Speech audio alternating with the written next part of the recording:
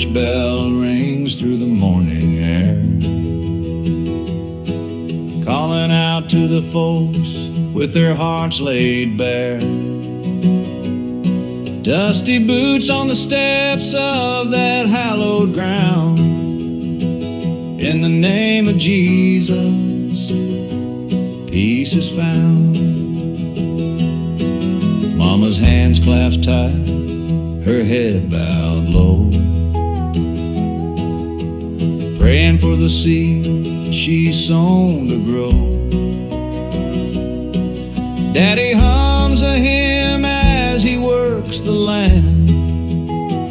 In the name of Jesus, we understand. In the name of Jesus, the lost are found. Mercy pours like rain on this sacred ground. With every tear and every prayer we raise, in the name of Jesus, we find our grace.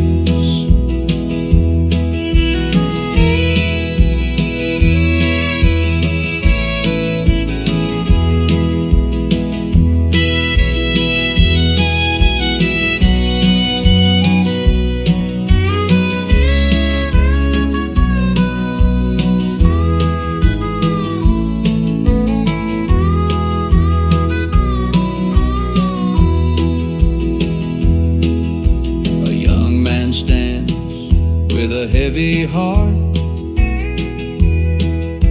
searching for a way to make a new start. The preacher says, son, you're not alone. In the name of Jesus, you found your home. The sun sets low, painting skies of gold. Stories of his love are forever told. Through trials and triumphs, through joy and pain, in the name of Jesus, hope remains. In the name of Jesus, the lost are found. Mercy pours like rain on this sacred ground. With every tear and every prayer we raise, in the name of Jesus, we find our grace.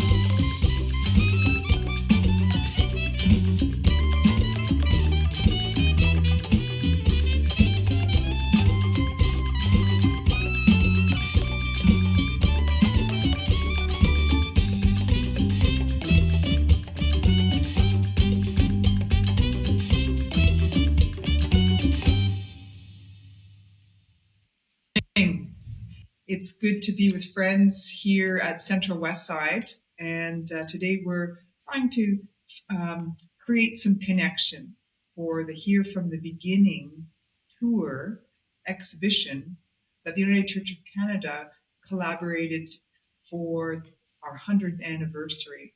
And the local United Churches wanted to make it local. And so we reached out to friends and neighbors and said, how can we share in this together? So Blaine Courtney is familiar to many people in the local area as an athlete, as a leader, as an instigator, but today as a communicator, someone here with me to help tell some stories. That's the hardest job, communicating part.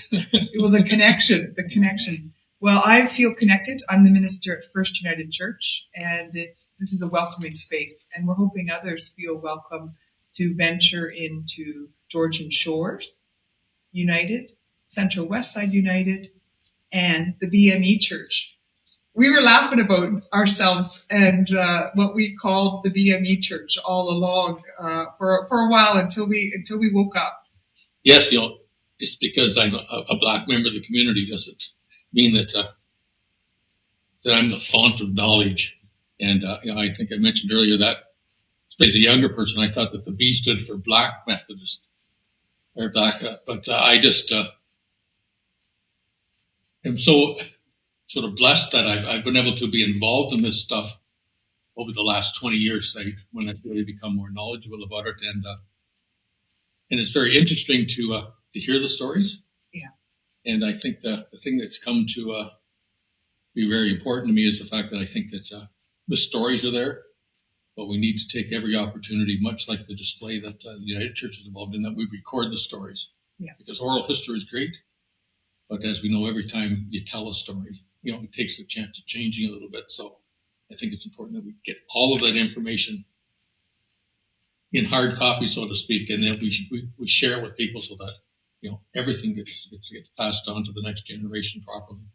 Well, it's been an important initiative of the Black History Month because, like you and I, there's things we think we know, and then there's things that tell us another story, and it changes the story we tell ourselves.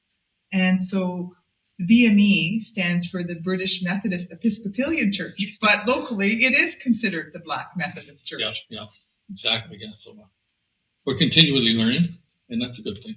Yeah, and one of the things that's unique about this initiative is the neighborliness.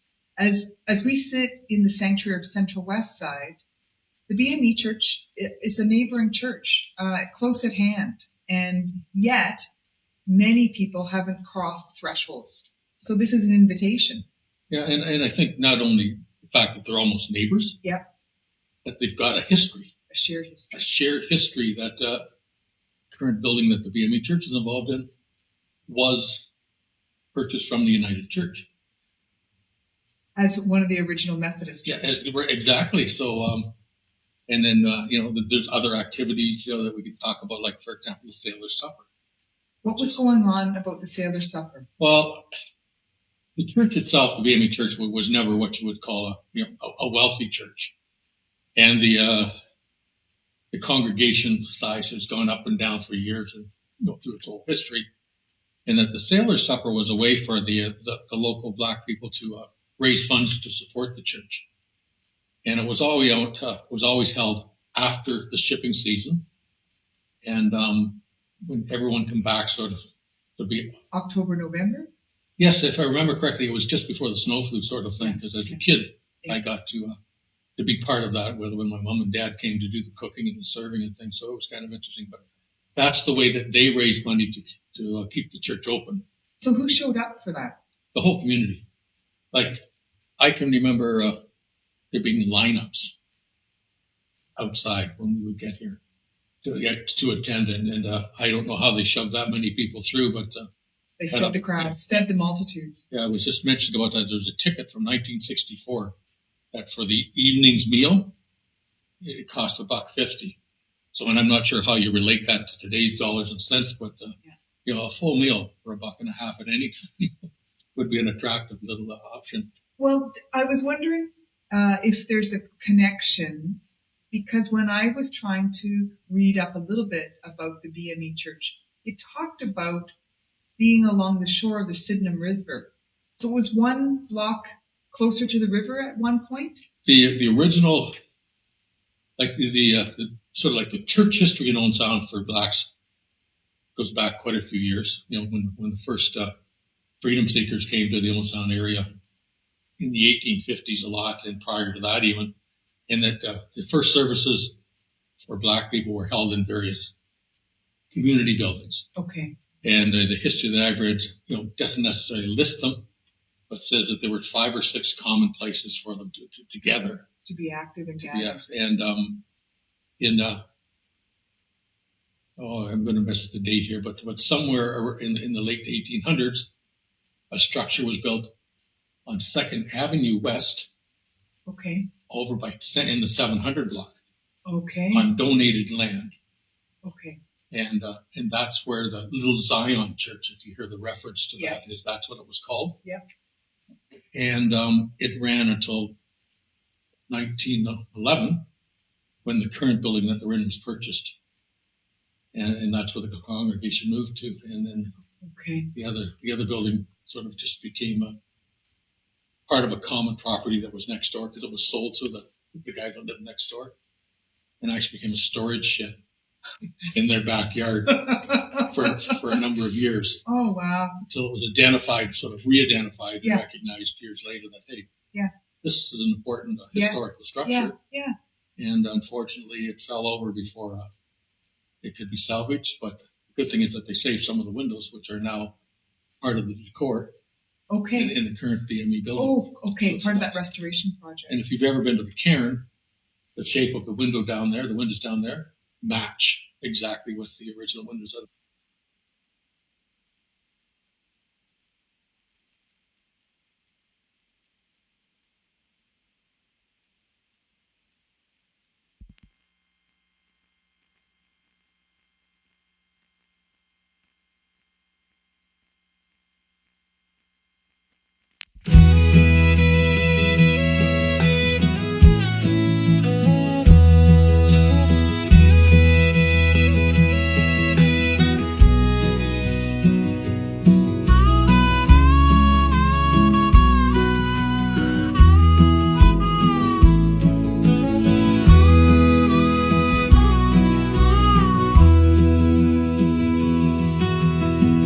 church bell rings through the morning air,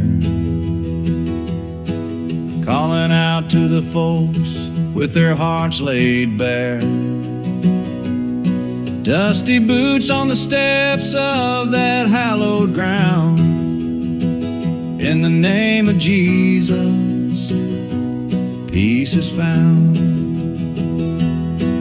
Mama's hands clasped tight, her head bowed low, praying for the seed she's sown to grow. Daddy hums a hymn as he works the land. In the name of Jesus, we understand. In the name of Jesus, the lost are found.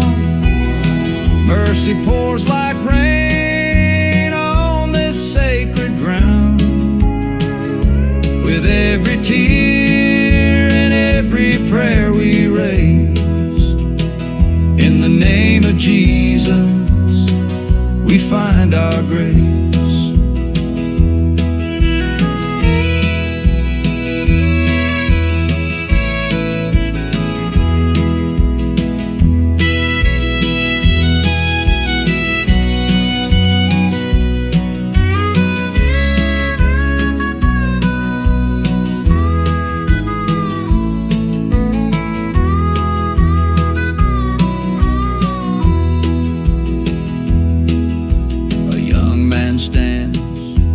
Heavy heart,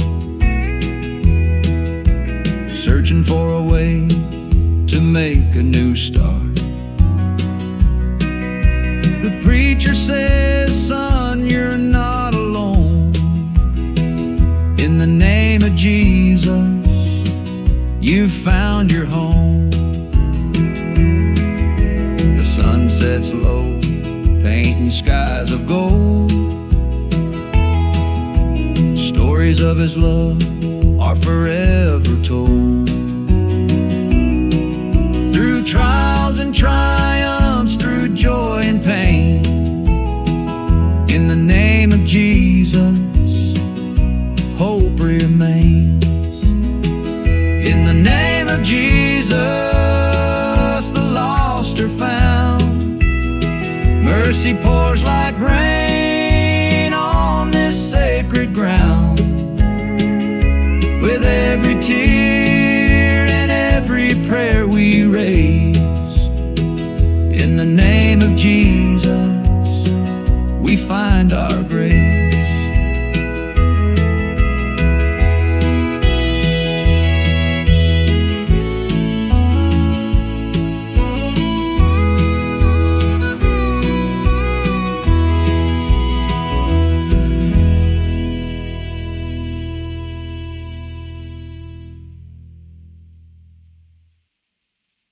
As you shared the story of the Sailor Supper, you talked about the community coming together, early freedom seekers, early arrivals to the Owen Sound area.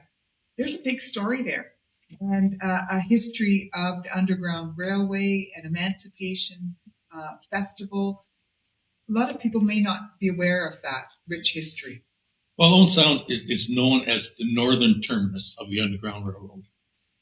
And historically, why it was the northern part of it, I don't know. I always maintain that when they got this far, they just figured it was cold enough and they weren't going to go any further. It was the end of the line. But I think the other thing was is that when they arrived, they found an accepting community. I won't say that they were always welcome. No. But I think that they found a community that they could be part of. And so they stayed and settled and worked and ran farms and had small businesses over the years and everything else. So, and as they became part of the community, as with anything, once you become part of something, people tend to accept you more. They sort of interact more. And Owen Sound has always had this community feel about it when it came to Black history. And the fact that the Emancipation Festival was going since 1862, and that's a gathering that happens on the August 1st weekend every year to celebrate emancipation. It's got to be one of the most long-standing festivals. It's for North America at least. Yes, it is the longest continua running. It's very interesting that even during COVID, we managed to keep things going with streaming activities and presentations and that, so that and storytelling and storytelling, yes, and it's always a lot of storytelling, and that's and that's an interesting part of it. So I think that people can identify with the story, and they like to hear stories and feel hopeful. Yep. And some of us like to tell stories. Well, so, I'm leaning in. Yeah. I'm leaning in and happy to listen. So part of that team, when we were talking about literal structures, Little Zion, the BME Church, but there is a very special cairn in Harrison Park. And that needed to be created to be a storytelling place or a gathering place. It's under snow right now. Yeah. It's got to be the amount of snow we've got. But the Owen Sound Emancipation Festival was held in 2 or 3 different locations for a number of years. Actually, out of Presqu'île, they used to take the ferry because that was the only way to get there for a number of years. But people would save their pennies, so to speak, to pay for the fare, to ride out there for the festival. And then the exact year, it was over 100 years now that it's been held at Harrison Park. And again, the story that goes with that is that the Harrison family offered and made that available for the Black community to hold their celebration. And so now it's traditionally the place that we hold our festivals. And a number of years ago, a special cairn was built to honor the stories and our ancestors. And it's a rather moving spot to go to, especially if you are familiar with even a little bit of the history, the story that goes with it. And then every year, as part of the Emancipation Weekend activities, there's a special cairn program that again shares stories and brings people together in that particular spot. And it's very, very moving. Richard Wagamese says stories are medicine. And when you hear that a story of the freedom seekers and celebrating the Emancipation Festival has been happening since 1860, I was reading an article about Philadelphia and the removal of a public history about slavery and the fear in the community that the storyline, the history, will be lost or distorted or whitewashed. Yeah. And it's a powerful thing for a community to be able to tell of different eras and different stories, but also be in tune to the current time and place. Yeah, that's that's a shame that that's happening south of us. That that those kinds of things are sort of like you said, whitewashing. And I realized that there was no pun intended with the whitewashing, or maybe there was. No, there was. but that we live in a community still that wants to honor and wants to share those stories and make sure that they continue to be available to share. Mm-hmm. And I think that if we can just sort of talk about the BME Church again, and that there's now a group of people who are organizing and doing a fundraising program.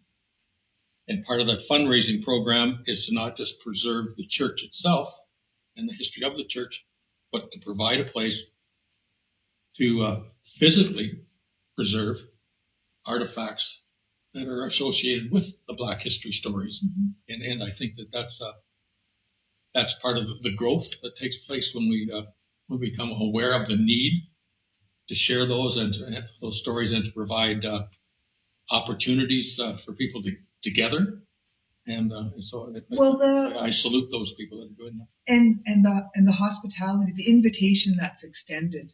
So part of having the exhibition come to Owen Sound was in celebration of the 100th anniversary of the United Church of Canada, and to support Black History Month, to acknowledge that when the United Church was created from the Methodist, Presbyterian, and Congregationalist churches in 1925 and became the United Church, there was a lot of stories that could go by the wayside if we didn't, we weren't caretakers and stewards of those stories. The people, the collaboration, the willingness to come together. So when this exhibit, the opportunity to host it in Owen Sound came, it seemed like an obvious partnership, relationship to have with the BME Church, especially with the recent renovations and renewal, structural renewal of that space. So having them as partners during this tour or this exhibition will be a way of doing something currently that honors the past, but is moving ahead too. Have we actually said what the exhibition covers? I get the feeling that you and I know, but we haven't just right out. There's 26 panels of a national movement. So some of the panels are about Black involvement in Halifax, in the United Church of Canada, leadership, ministry, focus. There's excerpts from Montreal. And there's stories that are, I guess, raising awareness that diversity, inclusion, equity had a long-standing story and long-standing struggles. And the idea of moving ahead, so we hold on to some of those stories and lift them up and realize this is an ongoing, emerging, dynamic relationship. So have I read the panels? They'll be revealed. Yeah. I think we're all looking forward to finding out the story of Black Canadians within the United Church that these panels are going to tell us. So that'll be very good. It stemmed from the Black Clergy Network. So within the United Church, you may have recognized that there's been a high level of commitment to truth and reconciliation and building bridges and unlearning old narratives and being open to new narratives. And there's such a richness in terms of contribution, I think the Black clergy were saying, listen, there's still racist tendencies that happen within church communities, within our lives, and we can do better. Yeah. And part of doing better is sharing our stories and getting to know our neighbors and honoring the diverse gifts that people have offered. So I'm curious about what it brings, and to me, what brings the story integrity is meeting with my neighbors. Yes, yeah, like it's yeah. not just an idea, right? It's interaction, and I'll use an old word. It's fellowship. To me, it's kind of an opportunity for friendship and coming alongside. So that's what intrigues me.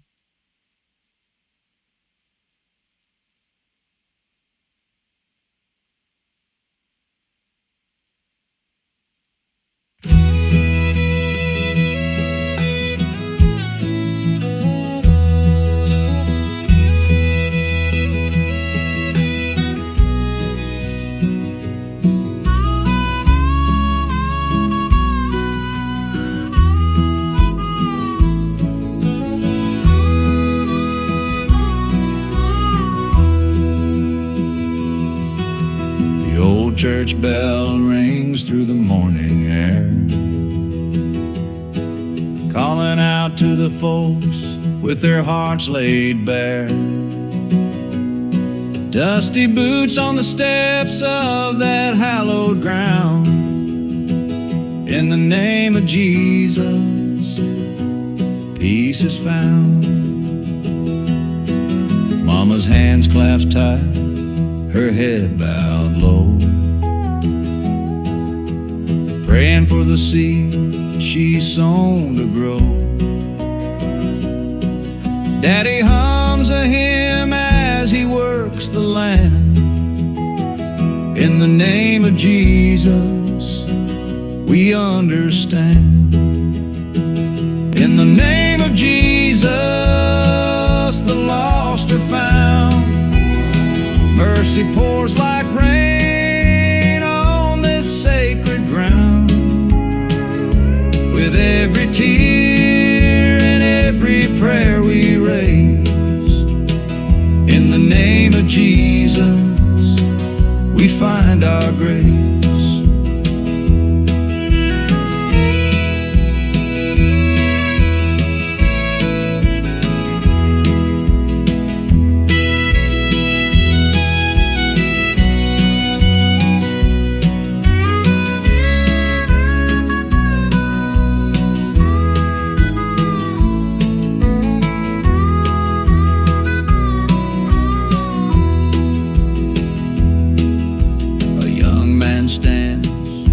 A heavy heart,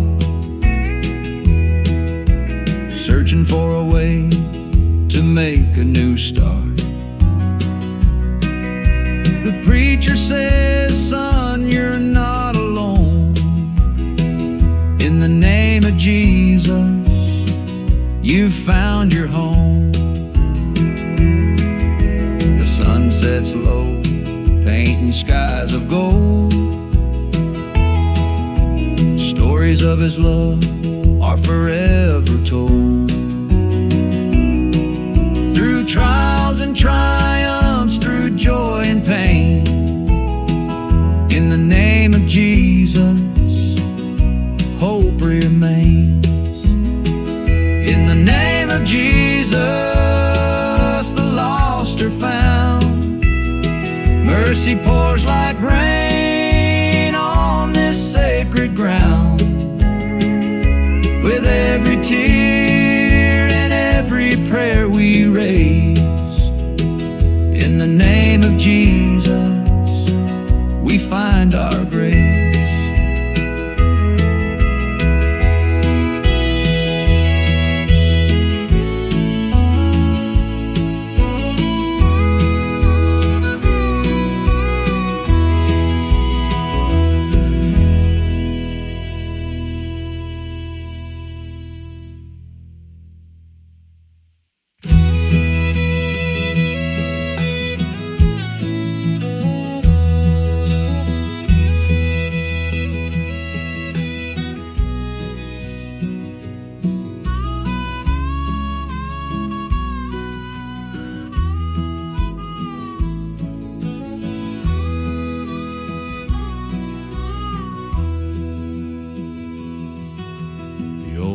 church bell rings through the morning air,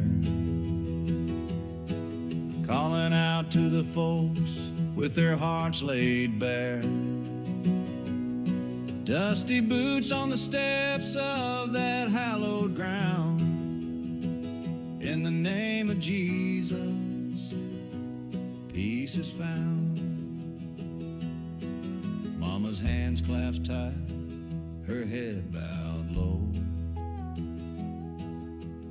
praying for the seed she's sown to grow. Daddy